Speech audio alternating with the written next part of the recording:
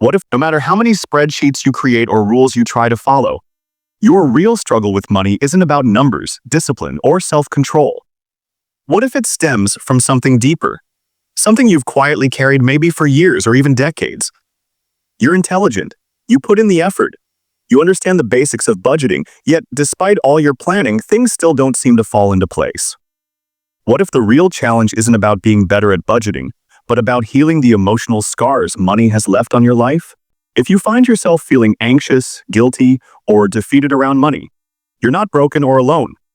Those feelings are echoes of old wounds, not reflections of your worth or capability.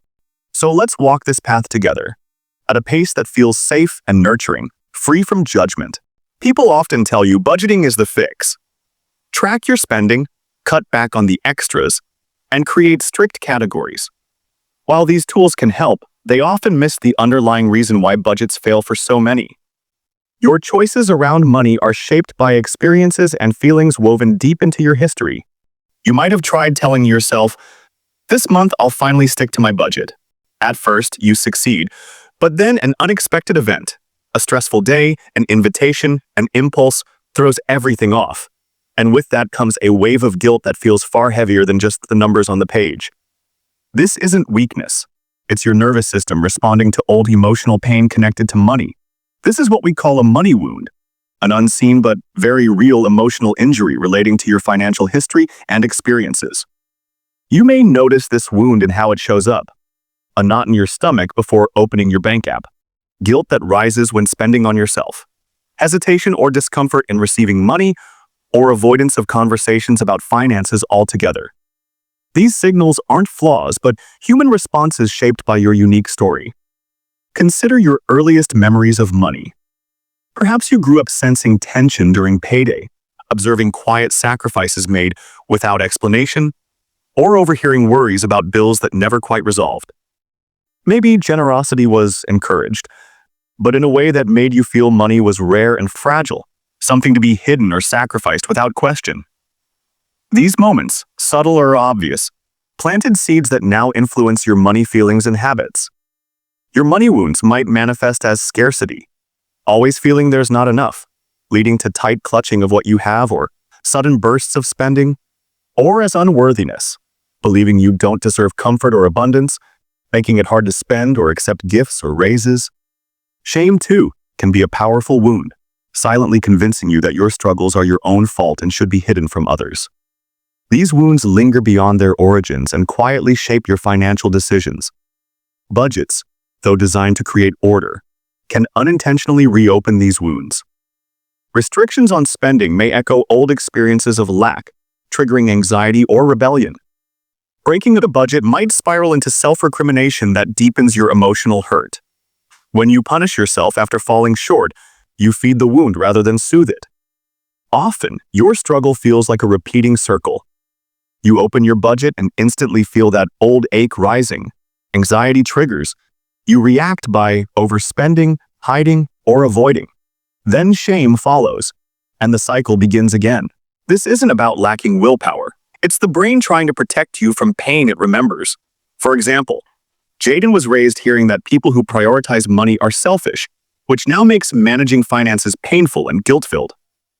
Eric's childhood was marked by frequent moves and financial instability. So despite earning well today, he is consumed by the fear everything might disappear overnight, driving rigid and fearful budgeting. Paula came from a family where financial matters were quietly avoided. Now she feels overwhelmed and scared at the thought of managing money, and budgeting triggers panic rather than peace. These experiences aren't unusual or shameful. They reveal how deeply our money histories influence us. Trying to push harder with stricter budgets, more apps, or harsher self-discipline often makes things worse. When you think you need to fix yourself, you risk reinforcing the false belief that you're inadequate. But you're not a problem to be solved. You're a person with history, feelings, and worth. Instead, invite curiosity. Ask yourself gently, what story is my money behavior telling me beneath the surface? When wounds feel acknowledged and safe, they begin to lose their grip. Start by noticing how your body reacts to money. Is there tightness, tension, or a sinking feeling? Name these sensations without rushing to change them. Reflect on what memories or feelings might be connected. Speak to yourself with kindness, as you would to someone you love. It's understandable to feel scared. This pain comes from old experiences, not your present reality. Ground yourself in this moment. Ask, is this fear real now, or a reflection of the past? What choices do I really have in this moment? Challenge the repeating narratives in your mind. If your inner voice says, I'll never be financially secure, try responding with, I'm learning to create new, safer beliefs about money. Replace strict budgeting with a gentle experiment, a curiosity budget. Simply observe your spending without judgment, paying attention to feelings and patterns. This creates space to understand rather than control. Remember, healing isn't a straight path.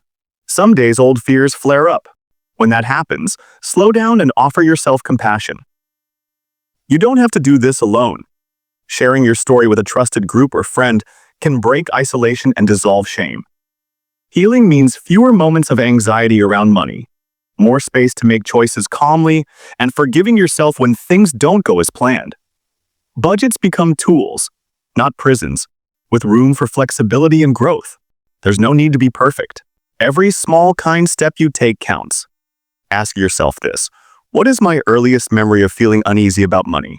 Whose voice do I hear in moments of money stress? What would kindness toward myself in money matters look like? Writing out your thoughts can help you connect with your healing journey. If you feel ready, I invite you to share your story, or simply write, I'm starting, below. You join a community breaking free from shame and rewriting their money stories with courage and kindness. You deserve peace around money, and you are capable of creating it, one gentle moment at a time.